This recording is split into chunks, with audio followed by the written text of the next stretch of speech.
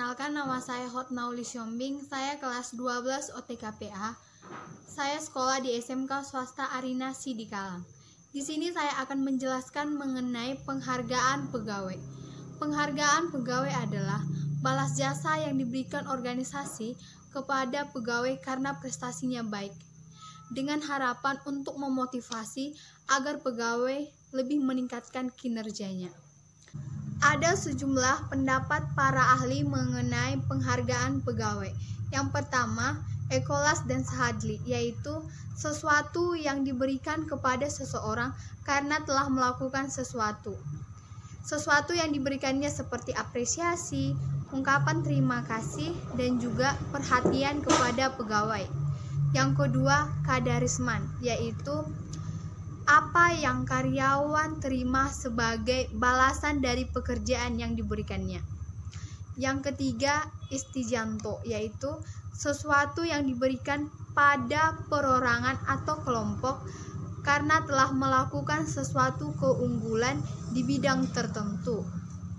Biasanya yang diberikannya seperti medali, piala, sertifikat, plaket, dan juga pita.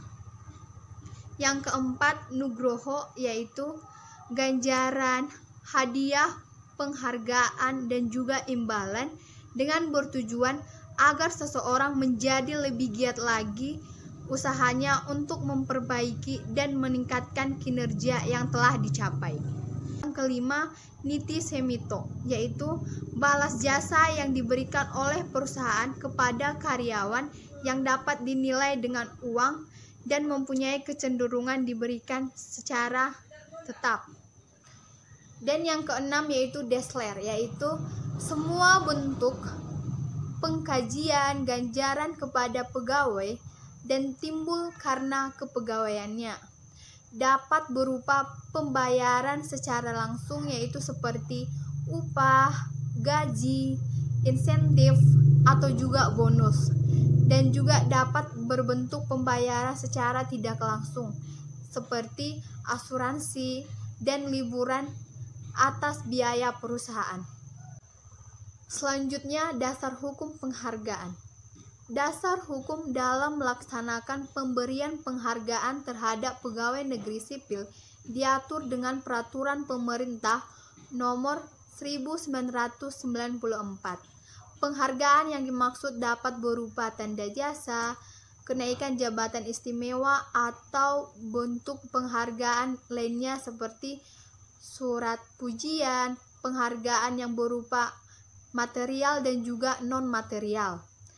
Dan selanjutnya, dasar hukum yang lain seperti Undang-Undang Republik Indonesia Nomor 20 Tahun 2009 tentang gelar, tanda jasa, dan juga tanda kehormatan.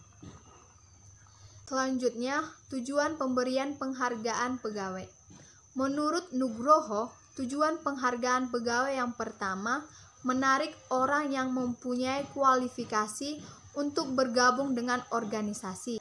Yang kedua, mempertahankan karyawan agar terus datang untuk bekerja.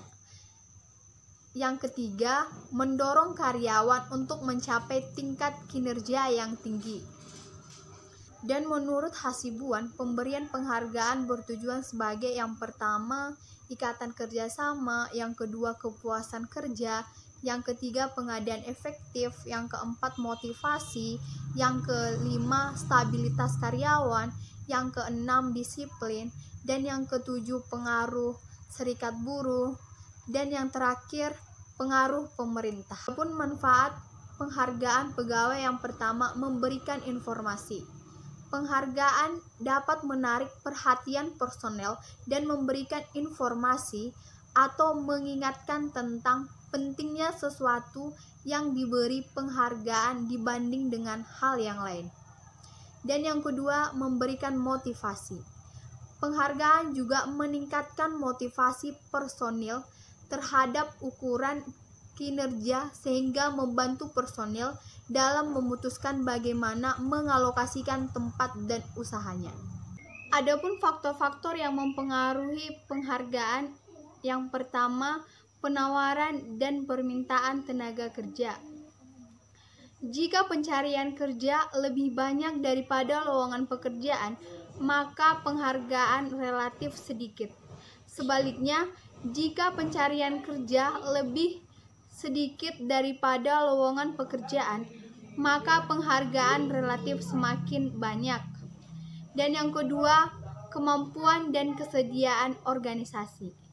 Apabila kemampuan dan kesediaan organisasi untuk membayar semakin baik, maka tingkat penghargaan akan semakin meningkat.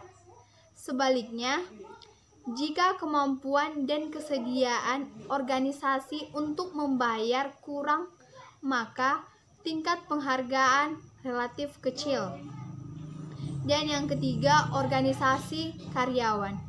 Apabila organisasi karyawan kuat dan berpengaruh, maka tingkat penghargaan semakin besar.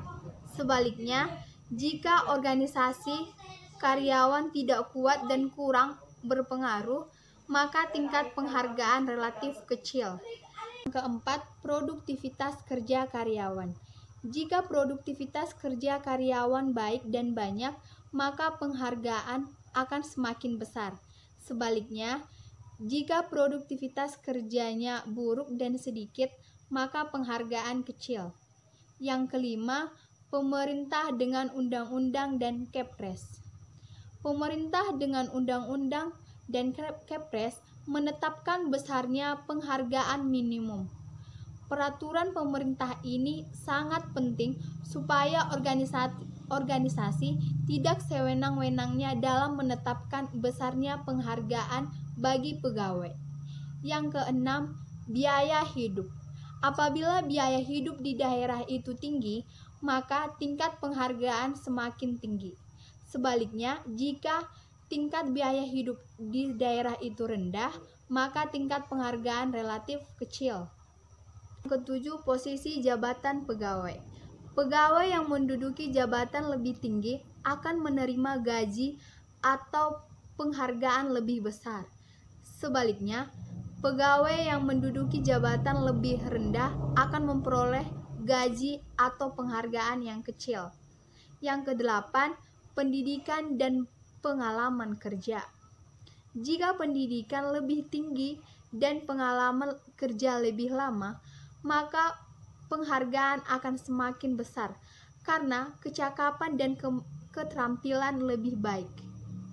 Yang kesembilan, kondisi perekonomian nasional. Apabila kondisi perekonomian nasional sedang maju, maka tingkat penghargaan akan semakin meningkat karena akan mendekati kondisi full employment. Yang kesepuluh, jenis dan sifat pekerjaan. Jika jenis dan sifat pekerjaan yang sulit dan mempunyai risiko besar, maka tingkat penghargaan akan meningkat karena membutuhkan kecakapan serta ketelitian untuk mengerjakannya. Adapun komponen penghargaan, yang pertama gaji, yaitu balas jasa yang dibayar secara periodik kepada pegawai tetap dan mempunyai jaminan pasti. Maksudnya, gaji akan tetap dibayar walaupun pegawai tidak masuk kerja, tapi dengan alasan yang tepat. Yang kedua, bonus, yaitu kompensasi tambahan yang diberikan kepada seseorang pegawai yang nilainya di atas gaji normal. Yang ketiga, insentif, yaitu imbalan langsung yang diberikan pegawai kepada kinerjanya melebihi standar yang ditentukan. Dan yang keempat, promosi, yaitu proses pemindahan karyawan dari satu jabatan ke jabatan lain yang lebih tinggi yang selalu diikuti oleh tugas, tanggung jawab, dan juga wewenang yang lebih tinggi pula dari kedudukan jabatan sebelumnya. Kemudian, jenis-jenis penghargaan pegawai.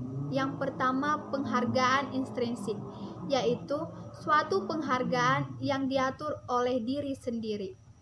Yang termasuk penghargaan intrinsik yaitu satu penyelesaian di mana kemampuan melalui dan menyelesaikan suatu pekerjaan atau proyek.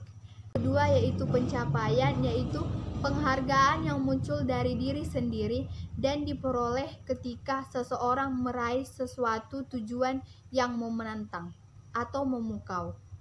Yang ketiga, otonomi, yaitu sebagian orang menginginkan pekerjaan yang memberikan hak untuk mengambil keputusan dan bekerja tanpa diawasi dengan ketat. Yang kedua, penghargaan intrinsik. Yang dimaksud dengan penghargaan intrinsik yaitu suatu penghargaan yang datang dari luar diri orang tersebut. Yang termasuk penghargaan intrinsik yaitu penghargaan finansial, misalnya gaji dan upah, tunjangan karyawan, dan juga bonus. Yang kedua, penghargaan non-finansial. Yang termasuk dalam penghargaan non-finansial yaitu penghargaan interpersonal atau juga bisa disebut dengan penghargaan antar pribadi. Yang kedua, promosi. Sekian mengenai penghargaan pegawai. Jika ada tutur kata yang kurang berkenan, mohon dimaklumi. Sampai jumpa kembali. Jangan lupa like, subscribe, and comment. See you.